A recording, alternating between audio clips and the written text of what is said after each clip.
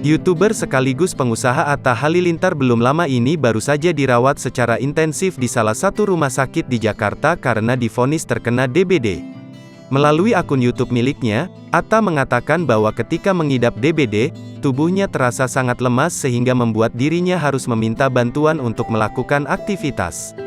"Waktu aku sakit, benar-benar lemas banget, aku tuh sempat agak ngerasa kritis gitu," ujar Atta Halilintar dikutip Grid.id, Minggu, tanggal 4 September tahun 2022. Atta menjelaskan bahwa ketika sakit, banyak hal yang dia rasakan, seperti hilangnya nafsu makan, pusing, hingga demam. Hilangnya nafsu makan yang dialami oleh suami dari Aurel Hermansyah ini akibat rasa mual dan keinginan untuk muntah setiap dirinya makan.